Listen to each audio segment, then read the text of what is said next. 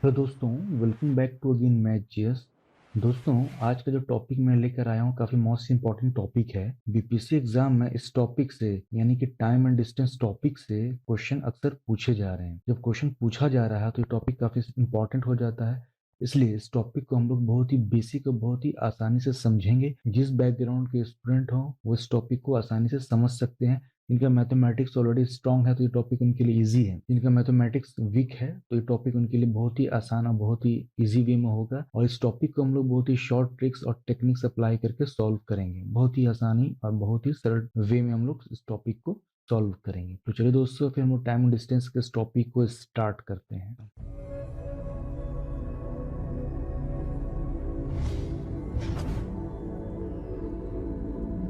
इस टॉपिक को स्टार्ट करने से पहले इस टॉपिक की जो प्रॉपर्टीज या जो फॉर्मूला है वो हम लोग एक बार यहाँ पे जान लेते हैं, समझ लेते हैं, जो कि ऑलरेडी सबको पता होगा। फिर भी एक बार हम लोग यहाँ पर रिवाइज कर लेते हैं। तो चाल का फॉर्मूला हम लोग जानते हैं। चाल का फॉर्मूला जो होता है वो दूरी बटे समय होता है। ठीक है।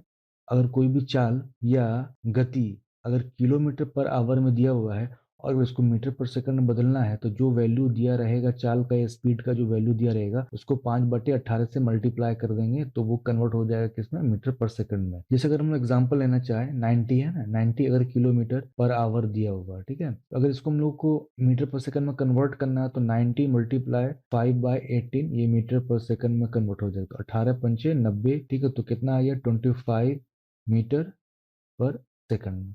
तो ये कन्वर्ट करने का टेक्निक है। और अगर यही चीज जो स्पीड है या चाल है वो मीटर पर सेकंड में दिया हुआ उसको किलोमीटर पर आवर में बदलना है तो 5/18 को जस्ट उसका उलट देंगे, रेसिप्रोकल कर देंगे, 18/5 से मल्टीप्लाई कर देंगे तो हम लोगों को किलोमीटर पर आवर मिल जाएगा। एग्जाम्पल के लिए अगर हम लोग लेना चाहें जैसे 25 है ना मीटर पर सेकंड दिया हुआ है, अगर इसको कन्वर्ट करना है हम लोगों को किलोमीटर पर आवर में तो 25 को मल्टीप्लाई कर देंगे कितना, 18/5 से कर देंगे तो 25 हो गया, 18×5 = 90। तो क्या हुआ, किलोमीटर पर आवर में कन्वर्ट हो गया। ये इंपॉर्टेंट याद रखना है। नेक्स्ट है एक्स को डिनोट यहाँ पे दूरी से या लंबाई से किया गया और वी को डिनोट यहाँ पे चाल या गति से किया गया। ठीक है, अगर क्वेश्चन में दिया हुआ है कि इफ x1 बराबर x2 यानी कि कोई भी दो दूरी दिया हुआ है, अगर कोई दो चली हुई दूरी बराबर है यानी कि दो दूरी है जो चली गई है अगर दोनों बराबर है तो अगर क्वेश्चन में औसत चाल निकालने कहेगा तो फिर हो जाएगा 2 गुना चाल 1 गुना चाल 2। ठीक है, और डिवाइड कर देंगे और दोनों चाल को जोड़ देंगे तो ये हम लोगों का फॉर्मूला बन जाएगा और आंसर निकल जाएगा किसका, औसत चाल के लिए। ठीक है, ये V1 चाल 1 है, V1 चाल 2 है, यानी कि दो अलग अलग चाल है किसी एक व्यक्ति के द्वारा चला हुआ अलग अलग टाइम फ्रेम में और सेम डिस्टेंस लेकिन होगा। तो इस कंडीशन में क्या होगा, औसत चाल का ये फॉर्मूला अप्लाई होगा। लेकिन अगर एक व्यक्ति द्वारा दो अलग अलग दूरी तय किया गया है तो और उसमें कहेगा कि औसत चाल निकालने के लिए तब कुल दूरी डिवाइड कुल समय हम लोग करेंगे तो हम लोग को औसत चाल मिल जाएगा। तो ये इसका फॉर्मूला अप्लाई होगा। दो चली गई दूरी अगर बराबर हो जाती और अगर V1:V2 का रेशियो यानी दो चाल का रेशियो दिया हुआ, दो स्पीड का अगर रेशियो दिया हुआ है A:B के फॉर्म में, अगर टाइम निकालने कहेगा या टाइम का रेशियो निकालने कहेगा तो जस्ट ये अपोजिट इस तरह से हो जाएगा, यानी ए के स्थान पे बी चला जाएगा, बी के स्थान पे ए चला जाएगा तो वो हो जाएगा B:A। अगर इसको एग्जाम्पल के लिए समझना चाहें कि कोई व्यक्ति दो चाल है या कोई दो डिफरेंट स्पीड है अगर चला गया है और दूरी तय करता है, इसे 25 किलोमीटर दूरी तय किया, फिर दूसरा चाल भी 25 किलोमीटर दूरी तय किया है और अगर स्पीड जो दिया हुआ 3:4 के रेशियो में दिया हुआ यानी कि ये 3:4 के रेशियो में दिया हुआ है अगर, तो कहेगा कि उसका समय कितना होगा तो समय निकलेगा 4:3 के रेशियो में आ जाएगा। अब नेक्स्ट फॉर्मूला है समय का। ये क्वेश्चन में समय निकालने कहेगा और दिया रहेगा दो डिफरेंट लंबाई या दूरी। तो x1 जो x2 क्या है, ट्रेन की लंबाई होगी, x1 ट्रेन की लंबाई होगी और x2 जो होगा प्लेटफॉर्म या पुल की लंबाई होगी। तो डिफरेंट लंबाई या दूरी दिया रहेगा और जो v होगा ट्रेन की गति होगी या चाल होगी। अब इसको फिर से समझते हैं हम लोग। ये जो क्वेश्चन निकालने के लिए क्या कहेगा, ये ट्रेन है, क्वेश्चन में दिया रहेगा इस ट्रेन की लंबाई जो है वो x1 है, ठीक है, और ये ट्रेन जो चल रही है v1 के स्पीड से या v के स्पीड से, ठीक है, और ये प्लेटफॉर्म जो है यहाँ से यहाँ तक जो प्लेटफॉर्म है इसकी जो लंबाई या दूरी दिया हुआ x2। तो क्वेश्चन में कहेगा कि ट्रेन कितने समय बाद प्लेटफॉर्म को क्रॉस कर जाएगी, कितने समय बाद। तो x1 दिया हुआ ट्रेन की दूरी या लंबाई, x2 दिया हुआ है प्लेटफॉर्म की दूरी या लंबाई और v जो वो ट्रेन की स्पीड होगी, डिवाइड करके हम लोग निकाल लेंगे कितने समय के बाद प्लेटफॉर्म क्रॉस करेगी। या नहीं तो क्वेश्चन दूसरा इस फॉर्मेट में दिया रहेगा कि कोई ट्रेन है, ठीक है, उस ट्रेन की जो लंबाई है वो x1 है, और दिया रहेगा पुल है, पुल की जो लंबाई है वो x2 है, और ट्रेन का जो चाल है वो v दिया हुआ है। तो कहेगा कि जो ट्रेन है वो पुल को कितने समय बाद पुल को क्रॉस कर जाएगी, तो ये निकालने कहेगा। तो ये भी वही फॉर्मूला यहाँ पे अप्लाई होगा। ठीक है, सबको हम लोग क्वेश्चन में जब सॉल्व करेंगे तो सारा चीज क्लियर हो जाएगा। अभी मैं सिर्फ ओवरव्यू दे रहा हूँ फॉर्मूलाज का, तो जब क्वेश्चन सॉल्व करने बैठेंगे तो सारा कॉन्सेप्ट हम लोग क्लियर हो जाएगा, कोई कंफ्यूजन नहीं रहेगा यहाँ। अब ये वाला जो क्वेश्चन है आएगा तो बहुत ही मोस्ट इंपॉर्टेंट है ये। इसको मैंने डॉपलर इफेक्ट से फॉर्मूला वहां से ड्राइव किया है, इसको वहीं से कौन से अप्लाई करके मैंने ये फॉर्मूला ड्राइव किया है, तो ये फॉर्मूला यहाँ भी एप्लीकेबल हो जाएगा। तो ये फॉर्मूला एक्चुअली है क्या, अगर क्वेश्चन में समय निकालने कहेगा और x1 जो x2 होगा वो ट्रेन की दो अलग अलग ट्रेन की लंबाई होगी, v1 और v2 जो होगा वो दोनों ट्रेन की अलग अलग चाल या स्पीड होगी या गति होगी। ठीक है, और जो फॉर्मूला यहाँ पर है ये x1 plus x2 divide by v1 plus v2, अब बीच में क्या है प्लस माइनस दोनों दिया हुआ है। ठीक है, बीच में क्या प्लस माइनस दोनों है, तो प्लस माइनस क्यों है, यहाँ पे दो फॉर्मूला बनेगा, इस एक फॉर्मूले से दो फॉर्मूला बनेगा, इसलिए यहाँ पर प्लस माइनस दिया गया। एक फॉर्मूला प्लस के लिए एप्लीकेबल होगा और एक फॉर्मूला माइनस के लिए एप्लीकेबल होगा। तो कहाँ पे कैसे होगा वो देखेंगे हम लोग। क्वेश्चन में दिया रहेगा कि एक ट्रेन है, एक नहीं दो ट्रेन है, और दोनों ट्रेन जो है वो विपरीत दिशा से आ रही है और कितने समय के बाद एक दूसरे को वो क्रॉस कर जाएगी। अगर उस ट्रेन की लंबाई जो है, उस ट्रेन की लंबाई जो है वो x1 दिया हुआ है और उसकी जो स्पीड है या चाल है v1 दिया हुआ है, और दूसरी ट्रेन की जो लंबाई है या दूरी है वो x2 दिया हुआ है और जो दूसरी ट्रेन की चाल है वो v2 है, और दोनों ट्रेन एक दूसरे के अपोजिट डायरेक्शन से आ रही है। तो इसमें कहेगा कि दोनों ट्रेन एक दूसरे को कितने समय के बाद क्रॉस कर जाएगी, ये निकालना है। तो क्या करना है, x1 एक ट्रेन की लंबाई है, x2 दूसरे ट्रेन की लंबाई है, v1 पहले ट्रेन की स्पीड है, v2 दूसरे ट्रेन की स्पीड है। ठीक है,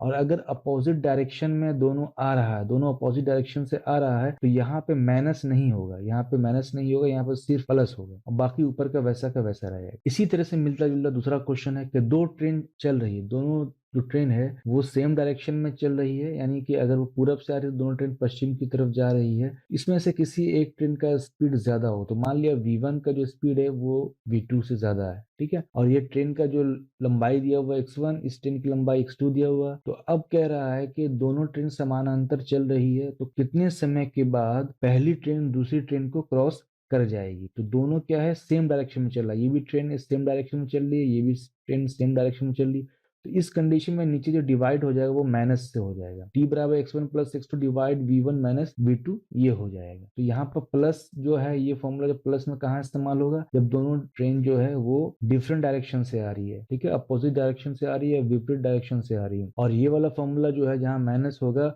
दोनों ट्रेन अगर सेम डायरेक्शन में चल रही है तो ये वाला फॉर्मूला हम लोग अप्लाई करेंगे। तभी आगे क्वेश्चन में देखेंगे कैसे अप्लाई करेंगे। तो यहाँ पे ये वाला फॉर्मूला हम लोग को याद रखना है। अब हम लोग यहाँ पे क्वेश्चन को सॉल्व करने जा रहे हैं। तो दो रेलगाड़ी दिया हुआ है, ठीक है, यहाँ पर दो रेलगाड़ी दिया हुआ है और उसमें से दोनों की जो लंबाई है वो कितना 150 मीटर है, और दोनों का जो स्पीड है वो 90 किलोमीटर पर आवर है, और दोनों एक दूसरे की विपरीत दिशा से आ रही है। ये क्वेश्चन पूछ रहा है ये कितने समय के बाद ये दोनों एक दूसरे को क्रॉस कर जाएगी। क्वेश्चन कब आया, 65वीं बीपीएससी में ये क्वेश्चन पूछा गया है। तो हम इसका फॉर्मूला हम लोग क्या इस्तेमाल करेंगे, t बराबर x1 प्लस x2। दो ट्रेन का क्वेश्चन दिया हुआ है, अगर दो ट्रेन का क्वेश्चन दिया हुआ है तो इस फॉर्मूले को हम लोग अप्लाई करेंगे। अब यहाँ पे v1 प्लस माइनस जो क्या होगा, तो यहाँ पे प्लस होगा, माइनस नहीं होगा क्योंकि विपरीत डायरेक्शन में आ रही है तो प्लस हो जाएगा। ठीक है, और v1 प्लस v2 ये हो गया फॉर्मूला हम लोगों का। अब x1 का जो वैल्यू है वो कितना है 150, यानी पहली ट्रेन का जो लंबाई है वो 150 है, दूसरी ट्रेन की भी लंबाई है वो भी 150 है। डिवाइड करेंगे v1 plus v2, v1 v2 क्या है, दोनों ट्रेन की स्पीड है, तो एक का स्पीड 90 है तो दूसरे का भी 90 है, क्वेश्चन में ये दिया हुआ है। लेकिन एक चीज यहाँ पे है कि निकालना किसमें, सेकंड में आंसर, लेकिन जो दिया हुआ किसमें, घंटा में दिया हो, तो क्या करना होगा, इसको कन्वर्ट करना होगा। ये किलोमीटर पर आवर है तो उसको मीटर पर सेकंड में कन्वर्ट करने के लिए 5/18 से मल्टीप्लाई कर देंगे, ये हो गया। फर्दर इसका कैलकुलेशन करेंगे तो ऊपर जोड़ेंगे तो 300 हो गया, नीचे जोड़ेंगे तो 180 गुना 5/18। ठीक है, ये 18 से कटा 18 दाएं 180, और ये 10 और यहाँ एक जीरो कट गया, और यहाँ 5 और यहाँ 6, 5 छक्के 30, तो कितना हो गया 6 सेकंड आंसर इसका आया। तो इसका आंसर क्या हो जाएगा, सी हो जाएगा। अब नेक्स्ट क्वेश्चन यहाँ पे कह रहा है कि दो रेलगाड़ी है, एक 128 मीटर है और 132 मीटर लंबी है, दो ट्रेन है। 42 किलोमीटर एक ट्रेन की स्पीड है और दूसरी ट्रेन की स्पीड कितना है, 30 किलोमीटर पर आवर स्पीड है और दोनों समांतर रेखाओं में विपरीत दिशा में चल रही है। विपरीत आ गया यहाँ पे, विपरीत दिशा में चल रही है। तो उनके मिलने के समय वे एक दूसरे को पार कर लेंगी, यानी एक दूसरे को कितने समय के बाद वो पार कर लेंगी, ये क्वेश्चन पूछ रहा है। फिर वही क्वेश्चन है, तो दो ट्रेन का कॉन्सेप्ट है, तो फिर फॉर्मूला क्या करेंगे, x1 प्लस x2 हो जाएगा और डिवाइड v1 अब प्लस या माइनस, तो प्लस होगा अपोजिट डायरेक्शन में, विपरीत डायरेक्शन में, यह हो गया। और x1 की वैल्यू कितनी है 128 है और दूसरी x2 की वैल्यू कितनी है 132 लंबाई है। और उसके बाद डिवाइड कितने से करेंगे, 42 किलोमीटर पर आवर है, दूसरा है 30 किलोमीटर पर आवर है, ठीक है। और चूंकि निकालना है किसमें आंसर, सेकंड में आंसर है, तो 5/18 हो जाएगा, क्योंकि ये घंटा में दिया हुआ है। ये हो गया यहाँ तक। अब दोनों को जोड़ते हैं तो ये ऊपर वाला 8 2 10, 3 2 5 1 6 और 1 1 2 260 आया, डिवाइड किया नीचे और वो नीचे कितना हो गया 4 72 हो गया, गुना 5/18। तो 18 चौके 72, यहाँ 4 हो गया। अब उसके बाद से फिर ये 26 गुना 10 इसको लिख सकते हैं नीचे, 4 गुना 5 हो गया, 5 दूनी 10 और 2 दूनी 4 और 2 और 26 से काटा तो 13 आया। तो कितना आंसर हो गया 13 सेकंड, ठीक है। तो इसका आंसर कितना हो गया, डी हो गया 13 सेकंड। इसका आंसर हो गया डी 13 सेकंड। अब नेक्स्ट क्वेश्चन क्या है कि एक ट्रेन है जो चंडीगढ़ से चलती है, 4 बजे से स्टार्ट होती है और पानीपत 7:15 बजे पहुंच जाती है, ठीक है। और रेलगाड़ी की जो औसत चाल है वो 40 किलोमीटर पर घंटा, 1 घंटे में 40 किलोमीटर चलती है। तो चंडीगढ़ और पानीपत के मध्य दूरी कितना है, तो क्या निकालना है हम लोग को, डिस्टेंस निकालना है, दूरी निकालना है, ठीक है। तो इस क्वेश्चन को हम लोग फॉर्मूले से भी सॉल्व कर सकते हैं और इसको बहुत ही जनरल एज ए लेमैन के तौर पर भी हम लोग सॉल्व कर सकते हैं। कैसे, तो हम लोगों को यहाँ पे हम लोग जो देख रहे हैं 4 बजे स्टार्ट हुआ, पहुंची कितना 3:15 बजे। हम लोग ट्रेन में बैठे हुए थे, 4 बजे ट्रेन स्टार्ट हुई और जो डेस्टिनेशन था वो 7:15 बजे पहुंची। तो डिफरेंस कितने का रहा, 3 घंटा 15 मिनट का रहा, 3 घंटा 15 मिनट में पहुंची है, ठीक है। समझ में आ गया, 3 घंटा 15 मिनट। 3 घंटा 15 मिनट को 3 1/4 घंटा भी लिख सकते हैं, है ना। 15 चौके 60, ये 15 मिनट तो 15 चौके 60 यानी कि 4 का डिवीजन में है। अब क्वेश्चन से समझते हैं कि 40 किलोमीटर पर आवर, इसका मतलब क्या हुआ कि 1 घंटे में ये कितना चल रही है, 40 किलोमीटर कवर कर रही है ट्रेन, ठीक है, 1 घंटे में। तो 2 घंटे में कितना करेगी, 80 किलोमीटर हो जाएगा। 3 घंटे में कितना करेगी, 120 किलोमीटर हो जाएगा। 3 आवर तो हम लोग को मिल गया, यहाँ से 3 आवर मिल गया, 15 मिनट बचा या 1/4 बचा। तो 1 घंटे में कितना चल रही, 40 किलोमीटर। अगर 1/4 आवर में कितना चली, तो 1/4 है तो 40 का भी 4 हिस्सा करेंगे तो कितना होगा, 10 किलोमीटर हो जाएगा। 3 घंटा ही मिल गया, 1/4 मिल गया, और दोनों को जोड़ देंगे तो कितना होगा, दोनों को जोड़ेंगे 120 प्लस 110 130, तो कितना किलोमीटर चलेगी, 130 किलोमीटर चलेगी। तो आंसर हो गया इसका सी। तो ये हम लोग अपने से मुंह से भी कैलकुलेट करके निकाल सकते हैं, बिना कॉपी पेन उठाए, बिना कलम उठाए, ठीक है। अब इसको हम लोग फॉर्मूले से सॉल्व करना चाहे तो फॉर्मूले से भी सॉल्व कर सकते हैं। यहाँ पे हम लोगों को टाइम मिल चुका कितना, 3 घंटा, ठीक है, 15 मिनट, ये हम लोग टाइम मिल चुका है। और दिया हुआ क्या है, वी दिया हुआ कितना, 40 किलोमीटर पर आवर दिया हुआ, वी दिया हुआ। निकालने क्या कह रहा है, एक्स निकालने कह रहा है, डिस्टेंस। हम लोगों को पता है v इज इक्वल टू क्या होता है, x/t।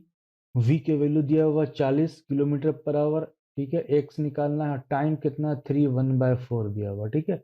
अब आगे बढ़ते हैं यहाँ से, तो x बराबर कितना हो गया, 40 गुना 3 प्लस 1/4, इसको लिख सकते हैं कैलकुलेशन को आसानी करने के लिए। तो 4 तिया 12 120, ठीक है, और प्लस ये 10, हो गया कितना 130 किलोमीटर। तो ऐसे भी हम लोग कैलकुलेट कर सकते हैं। तो आंसर इसका हो गया सी, 130 किलोमीटर। अब नेक्स्ट क्वेश्चन, एक ट्रेन है जिसकी लंबाई 150 मीटर है, उत्तर की दिशा से कितना 144 किलोमीटर पर घंटा की गति से चलते हुए 250 मीटर लंबी एक पुल को पार कर लेगी, तो कितने सेकंड में पार करेगी। क्वेश्चन क्या कह रहा है कि एक ट्रेन है जिसकी लंबाई कितनी है, x1 जो दिया हुआ 150 मीटर दिया हुआ, ठीक है, ये x1 दिया हुआ 150 मीटर और ये दिया हुआ कितना v दिया हुआ है, और जो पुल की लंबाई है वो कितना x2 दिया हुआ 250 मीटर, ठीक है। तो क्वेश्चन में क्या दिया हुआ, ये दिया हुआ कि कोई ये एक पुल है, ठीक है, ये एक पुल है यहाँ से ट्रेन एंट्री मार रही है, ठीक है, यहाँ से ट्रेन जो है वो एंट्री मार रही है, एक पुल है, ट्रेन यहाँ से एंट्री मार रही है और यहाँ से एग्जिट ले रही, तो कितने सेकंड के बाद, ठीक है, कितने सेकंड के बाद ये ट्रेन जो होगा वो पुल को क्रॉस कर जाएगी, क्वेश्चन ये कह रहा है, ठीक है। ये x1 दिया हुआ, ये x2 दिया हुआ और ये v दिया हुआ, तो t निकालना, तो t का फॉर्मूला क्या हो जाता है, x1 plus x2 divide by v। हालांकि यहाँ पर v1 प्लस माइनस v2 होगा, लेकिन चूंकि ये v2 जीरो है, इसलिए फॉर्मूला जो बनता है हम लोगों का x1 प्लस x2 बटे v बन जाता है, ठीक है। तो x1 जो दिया हुआ कितना 150 प्लस प्लस 250 और डिवाइड v कितना दिया हुआ 144, तो हो गया कितना, ये 300 400 हो गया और डिवाइड 144, क्योंकि आंसर सेकंड में है ना, सेकंड सब में है, तो सेकंड में कन्वर्ट करना पड़ेगा, तो 5/18 हो जाएगा मीटर पर सेकंड में कन्वर्ट करने के लिए। अब कितना हुआ 400, ठीक है, डिवाइड 18, 144, तो हो गया कितना 8 गुना 5 यानी 8 5 40 हो गया, तो 40 दाएं 400, ठीक है, तो 10 हो गया क्या सेकंड, तो 10 सेकंड में क्या होगा, ये पुल को क्रॉस कर जाएगी। अब कह रहा है कि एक व्यक्ति एक स्थान से दूसरे स्थान तक 6 किलोमीटर प्रति घंटा की समान चाल से जाता है, ठीक है, तथा 40 किलोमीटर प्रति घंटा की समान चाल से वापस भी आता है। एक आदमी जा रहा है, ठीक है, यहाँ जा रहा है, सपोज मान लिया कोई आदमी है, ठीक है, कोई आदमी है यहाँ जा रहा है, कहाँ से, ये इसका घर है, सपोज ये घर से जा रहा है कोई आदमी यहाँ, ठीक है, कहाँ जा रहा है, कोई प्ले ग्राउंड है, कहीं भी जा रहा है, ठीक है, कहीं पे जा रहा है, खेत खलियान, जहाँ जाना हो खेत खलियान, ठीक है, तो 6 किलोमीटर पर आवर से जा रहा है, उसके बाद से फिर यहाँ से फिर वो रिटर्न भी हो रहा है, ये इस बार रिटर्न जो हो रहा है वो 40 किलोमीटर पर आवर रिटर्न हो रहा है। तो अब क्वेश्चन कह रहा है कि औसत चाल निकालने का, ये औसत चाल निकालने क्वेश्चन में कह रहा है। अब यहाँ पर देख रहे हैं कि डिस्टेंस दोनों का इक्वल है, तो जब डिस्टेंस इक्वल है और सिर्फ चाल दिया हुआ है, तो औसत चाल का यानी कि एवरेज स्पीड का जो फॉर्मूला हो जाएगा, औसत चाल का जो फॉर्मूला हो जाएगा 2 गुना v1 गुना v2 बटे v1 प्लस v2, जो फॉर्मूला मैंने बताया है, ठीक है। तो 2 गुना 6 गुना 4 और नीचे v1 प्लस v2, तो 6 4 10 हो गया। उसके बाद 6 चौके 24 दूनी 48 बटे कितना हुआ 10, 48 बटे 10 तो कितना हो जाएगा 4.8 किलोमीटर पर आवर में आंसर हो जाता है। 4.8 कहाँ है, आंसर इसका क्या हो गया ए हो। अब नेक्स्ट क्वेश्चन, अब इस क्वेश्चन को बहुत अच्छी तरीके से समझते हैं। दो ट्रेन है, ठीक है, जो कि जयपुर से चलती है दिल्ली के लिए, तो पहली ट्रेन जो खुलती है वो 8:30 बजे खुलती है और दूसरी ट्रेन जो है वो 9 बजे खुलती है, ठीक है, और दोनों ट्रेन का जो स्पीड है, एक है 60 किलोमीटर, दूसरा है 75 किलोमीटर, ठीक है। तो दोनों रेलगाड़ी जयपुर से कितने किलोमीटर पर मिलेगी, ठीक है, कह रहा है कि दोनों रेलगाड़ी कितना दूरी पर जाकर एक दूसरे से मिल जाएगी, कितने किलोमीटर से, बहुत ईजी है। तो अगर मानते हैं कि 60 किलोमीटर है, तो पहली ट्रेन जो है 8:30 बजे स्टार्ट होती है, 8:30 से सपोज, ठीक है, तो ट्रेन 8:30 से स्टार्ट होती है और चलती 6 किलोमीटर, ठीक है, कितना 1 घंटे में, यानी कि 1 घंटे में वो कितना कवर करती है, सॉरी 60 किलोमीटर कवर करती है, 1 घंटे में 60 किलोमीटर कवर करती है। अगर यहाँ से 8:30 से लेके हम लोग अगर 10 बजे तक जाएं, अगर 8:30 बजे से लेके अगर इसको हम लोग 10 बजे मान लें कि 10 बजे तक ट्रेन चली, तो कितना ट्रेन चली, तो 1.5 घंटा चली, तो 1 घंटे में 60 किलोमीटर है, ठीक है, तो 1.5 घंटे में कितना होगा, 1.5 घंटे में कितना होगा 90 किलोमीटर। यहाँ पर हम लोग समझिए 10 बजे ट्रेन कितनी दूरी पर 90 किलोमीटर चली। अब दूसरा ट्रेन को पकड़ते हैं, दूसरा ट्रेन कितना 75 किलोमीटर पर आवर की चल रहा है, तो दूसरा ट्रेन जो 9 बजे से स्टार्ट हुआ, कितना 9 बजे से स्टार्ट हुआ और ये 1 घंटा में कितना चल रहा 75 किलोमीटर, ठीक है। तो ये 10 बजे कहाँ पर होगी, 10 बजे ये ट्रेन जो होगी वो कहाँ पे होगी 75 किलोमीटर की दूरी पर होगी। ये समझ में आ गया। अब यहाँ पर देख रहे हैं अभी 90 किलोमीटर 75 किलोमीटर, एक काम करते हैं दोनों ट्रेन को 1 घंटा और बढ़ा देते हैं, है ना। तो अगर ये ट्रेन जो है ये ट्रेन अगर 11 बजे कहाँ पर होगी, 11 बजे ये 90 90 प्लस 60 कितना होगा 150 किलोमीटर होगी, कितने 11 बजे। अगर ये ट्रेन चलती है 1 घंटा और, तो ये कितना होगा, 75 प्लस 75, ये कितना हो जाए 150 किलोमीटर। यानी कि दोनों ट्रेन जो है वो 11 बजे कहाँ पर होगी, 150 किलोमीटर पर होगी। तो ये सोच सोच के बना के आराम से हो जाएगा। ये जो मैं लिख रहा हूँ लिखने में टाइम लगेगा, लेकिन जब आप सोचेंगे इसको इस तरह से तो आसानी से बन जाएगा। ठीक है, तो इसका आंसर क्या हो गया, 150 किलोमीटर। अब इस क्वेश्चन में कह रहा है कि दो ट्रेन है, ठीक है, जिसमें से पहली ट्रेन की लंबाई 121 मीटर है तो इसको मान लिया x1, दूसरी ट्रेन की लंबाई 99 मीटर लंबी है तो उसको मान लिया x2, और एक दूसरे को विपरीत दिशा में क्रमशः 40 किलोमीटर पर आवर और 32 किलोमीटर पर आवर की चाल से चल रही है। इसका मतलब क्या हुआ, ये v1 दिया हुआ है और ये क्या दिया हुआ है, v2 दिया हुआ है, और कह रहा है कि वे एक दूसरे को कितने समय के बाद पार कर लेगी, एक दूसरे को कितने समय के बाद क्रॉस कर लेगी। तो समय पूछ रहा है, फिर टाइम का सिंपल सा जो फॉर्मूला है x1 plus x2 divide by v1 plus v2, यहाँ पे प्लस क्यों हुआ, अपोजिट डायरेक्शन में इसलिए, ठीक है। x1 दिया हुआ कितना, 121 प्लस 99, और बाकी कितना दिया हुआ है 40, और प्लस कितना दिया हुआ 32, और इसको निकालना है तो 5/18। तो इसको हम लोग जब कैलकुलेट करेंगे तो मेरा आंसर कितना आ जाएगा, 11 सेकंड आ जाएगा। ठीक है, तो ये मैं कैलकुलेट नहीं कर रहा हूँ क्योंकि पीछे की तरह ही ये कैलकुलेशन है, वीडियो बड़ा हो जाता है। अब नेक्स्ट क्वेश्चन में कह रहा है कि 130 मीटर लंबी रेलगाड़ी जो कि 45 किलोमीटर घंटा की चाल से चल रही है 30 सेकंड में पार करेगी, तो पुल की लंबाई निकालने कह रहे हैं यहाँ पे। ठीक है, तो यहाँ पे क्या कह रहा है, पुल की लंबाई, इसका मतलब ये x1 दिया हुआ और ये क्या दिया हुआ, v दिया हुआ और ये क्या दिया हुआ है, x2। तो फॉर्मूला क्या हो जाएगा, t इज इक्वल टू हम लोग को पता है x1 plus x2 divide by क्या v। अगर इसको v प्लस माइनस 1 v2 लिखते हैं सपोज, तो एक्चुअली है क्या कि ये v2 जो है 0 है। क्यों, क्योंकि पुल कभी भी गतिशील नहीं होता, चलता नहीं। तो ये क्वेश्चन दो गतिशील के लिए, यानी दो ट्रेन है या दो गतिशील वस्तु चल रही है जिसकी अलग अलग चाल, तो उसके लिए। लेकिन यहाँ पर पुल की तो कोई अपनी चाल नहीं होती, तो ये फॉर्मूला एक्चुअली यहीं से ड्राइव हुआ था, इसलिए x1 plus x2 bye v हम लोग करते हैं। फॉर्मूला में हम लोग वैल्यू पुट कर देते हैं, t दिया हुआ 30 सेकंड, x1 कितना दिया हुआ, x1 दिया हुआ 130, और x2 हम लोग को निकालना है उसके बाद, और ये दिया हुआ है v 45। तो इसको मल्टीप्लाई कर दिया 5/18 से, कन्वर्ट करना है मीटर पर सेकंड में, ये हो गया। फर्दर इक्वेशन आगे लेके चलते हैं, 30 मल्टीप्लाई 45 गुना 5/18 इक्वल टू 130 प्लस x2। ठीक है, अब इसको कैंसिल करते हैं तो 9 दूनी 18, 9 पंचे 45 हो गया। आया हम लोगों को कितना, 25 25 या 75, 750/2 equal to 130 plus x2। Further आके लेके जाएं, 750 को दो भाग में डिवाइड करेंगे तो 100 और दूसरा 25 तो 375 हो गया। 375 is equal to 130 plus x2।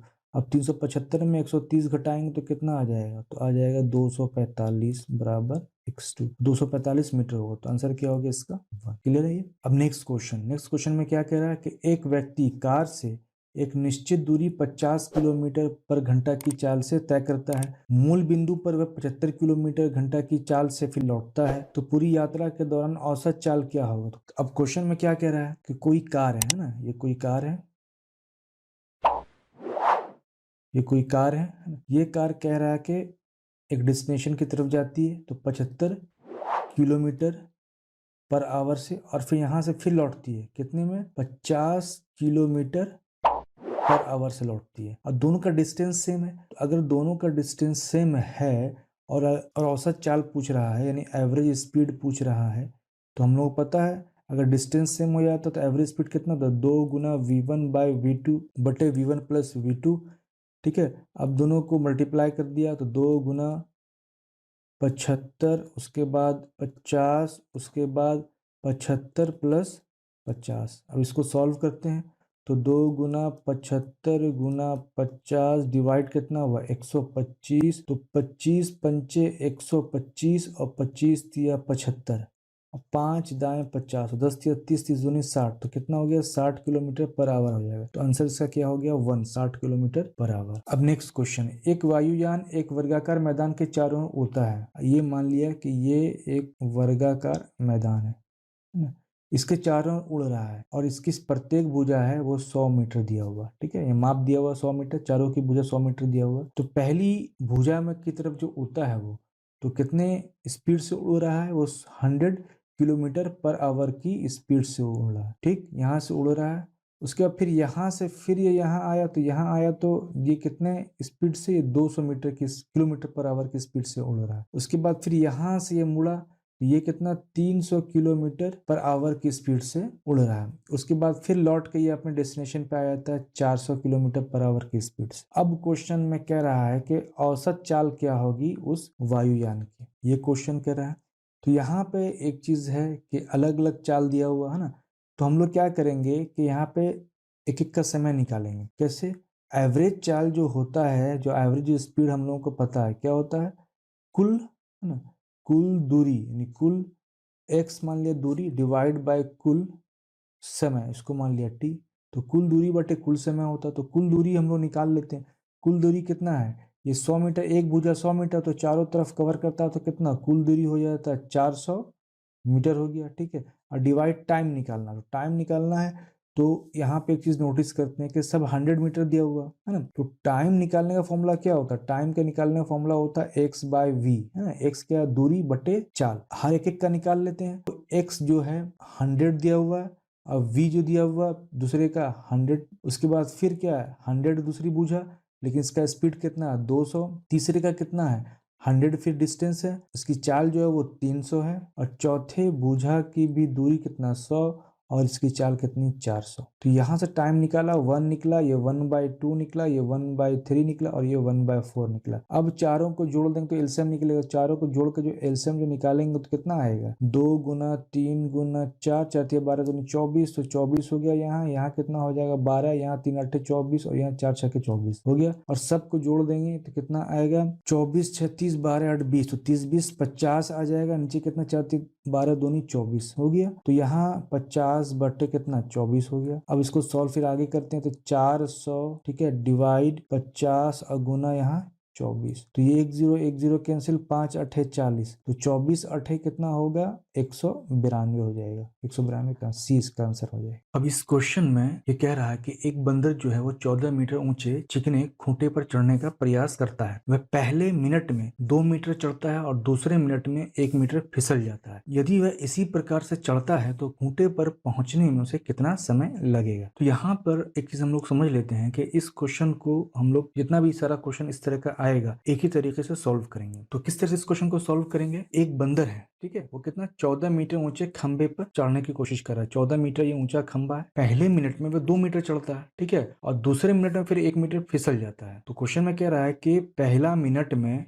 यह कितना 2 मीटर चढ़ता है, लेकिन फिर अगले मिनट में यानी अगले 1 मिनट में फिर वह 1 मीटर फिसल जाता है। कितना 1 मीटर फिसल जाता है।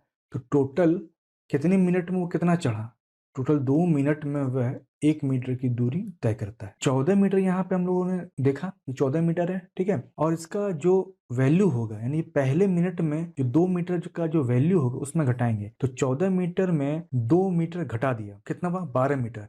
तो इस 12 मीटर को हम लोग थ्रेशोल्ड वैल्यू या पिक वैल्यू मान लेंगे। क्यों मानेंगे, क्यों करेंगे ऐसा, क्योंकि इसके बाद जब बंदर जंप करेगा तो डायरेक्ट वो अपने बेस पे पहुंच जाएगा। इससे पहले क्या कर रहा था कि पहले मिनट में वो 2 मीटर चढ़ा, फिर उसके बाद से अगले दूसरे मिनट में खुद 1 मीटर फिसल गया, फिर वो 2 मीटर चढ़ा, फिर नेक्स्ट मिनट में फिर वो 1 मीटर फिसल गया। लेकिन जब वो यहाँ पर 12 मिनट पर पहुंच जाएगा, तब यहाँ से जंप करेगा तो 14 मीटर पर डायरेक्ट पहुंच जाएगा। यहाँ से वो नीचे की तरफ नहीं स्लिप करेगा। क्यों नहीं करेगा, उसको बेस मिल चुका है इसलिए। इस तरह के क्वेश्चन में हमेशा हम लोग एक पिक वैल्यू निकाल लेंगे। जितना भी सारा क्वेश्चन आएगा इस तरह का, उसमें हमेशा हम लोग को एक चीज माइंड में सेट करना है कि इसका पिक वैल्यू निकाल लेना है। तो 12 मीटर पे हम लोग कितना मिनट लगा चढ़ने में वो कैलकुलेट करेंगे, क्योंकि यहाँ पर तो 1 मिनट लगा, ये तो हम लोग को मिल चुका, ये 1 मिनट लगा यहाँ से यहाँ तक। अब बाकी यहाँ से यहाँ तक जो 12 मीटर चढ़ने में कितना समय लगेगा बंदर को, वो हम लोग कैलकुलेट कर लेंगे। उसके बाद फिर 1 मिनट उसमें जोड़ देंगे। 1 मीटर में कितना 2 मिनट लग रहा है, तो 12 मीटर में कितना लगेगा, यहाँ से मल्टीप्लाई कर दिया तो 12 मीटर, ठीक है, तो 12 मीटर मिल गया हम लोगों को। कितने से मल्टीप्लाई किया था 12 से, तो इसलिए 12 दूनी 24, तो 24 मिनट में ये 12 मीटर चढ़ेगा। इसका मतलब हुआ कि ये कितना 24 मिनट यहाँ इसको लग रहा है, 24 मिनट यहाँ है और 1 मिनट यहाँ, तो 24 + 1 25 मिनट, टोटल 25 मिनट लगेगा इस 14 मीटर ऊपर खंबे पे चढ़ने में। आंसर कितना हो गया इसका, बी हो गया। अब ये क्वेश्चन भी वैसे ही बनेगा। तो इस क्वेश्चन में क्या कह रहा है कि 10 मीटर ऊंचे खंबे हैं, तो 10 मीटर मान लिया। उसके बाद अब थ्रेशोल्ड वैल्यू निकालेंगे या पिक वैल्यू निकालेंगे। मैं इसको थ्रेशोल्ड या पिक वैल्यू कहता हूँ, ठीक है, थ्रेशोल्ड वैल्यू कहता हूँ। 3 मीटर अब ऊपर चढ़ता है ना। किसमें? पहले मिनट में वह 3 मीटर ऊपर चढ़ता है। तो ये मिल गया हम लोग को। तो 10 में से 3 घटाएंगे कितना आएगा? 7 मीटर। तो 7 मीटर हम लोग को थ्रेशोल्ड वैल्यू यहाँ से मिल गया। अब क्वेश्चन पे आते हैं। 1 मिनट में वो कितना चढ़ रहा है? 3 मीटर, ये कह रहा है। लेकिन दूसरे मिनट में फिर वह 2 मीटर नीचे की ओर फिसल जाता है। फिर अगले नेक्स्ट मिनट में फिर वो 2 मीटर नीचे फिसल जाता है। ठीक है, टोटल कितना मिनट हुआ? 2 मिनट। तो 2 मिनट में कितना दूरी तय किया? 1 मीटर तय किया। ये क्लियर हो गया। अब हम लोगों को 7 मीटर के लिए निकालना है, क्योंकि उसके बाद फिर ये जंप करके कीड़ा जो जंप करके यहाँ पहुंच जाएगा 10 मीटर के पास। यहाँ पे पहुंचने में कितना? 1 मिनट लग रहा है। तो बाकी ये जो बचा है इसको निकालना है, 7 मिनट। 1 मीटर में अगर 7 से मल्टीप्लाई कर दिया तो कितना हुआ? 7 मीटर। जब यहाँ भी 7 से मल्टीप्लाई करेंगे तो 7 दूनी 14 मिनट। इसका मतलब 14 मिनट में ये 7 मीटर चढ़ता है। इसका मतलब ये 7 मीटर चढ़ने में कितना? 14 मिनट लग रहा है। और 1 मिनट कहाँ? यहाँ से यहाँ करने में लग रहा है 14 प्लस 1 कितना हुआ? 15 मिनट हो गया इसका आंसर। तो ए इसका 15 मिनट हो गया आंसर। ये चीज को याद रखना है, क्योंकि यहाँ से जो जंप करके उसके बाद फिर नीचे स्लिप कीड़ा नहीं होगा, क्योंकि बेस मिल जाता है। लास्ट मिनट में उसको बेस मिल जाता है। एक बंदर पहले मिनट में 12 मीटर चढ़ता है, ठीक है। दूसरे मिनट में वह 3 मीटर फिसल जाता है, और इससे 90 मीटर ऊंचे खंबे पर चढ़ने में उसे कितना समय लगेगा? कितना? 90 मीटर इस बार दिया हुआ। कितना? 90 मीटर दिया हुआ है ना। तो फिर थ्रेशोल्ड वैल्यू निकाल लेते हैं। तो थ्रेशोल्ड वैल्यू कितना होगा? जो पहले मिनट में जो जंप करता है वही उसका थ्रेशोल्ड वैल्यू वहां से निकलेगा। तो 90 में से 12 घटाएंगे, है ना। तो 90 में से 12 घटाएंगे तो कितना होगा? 78 हो जाएगा। तो 78 मीटर, है ना।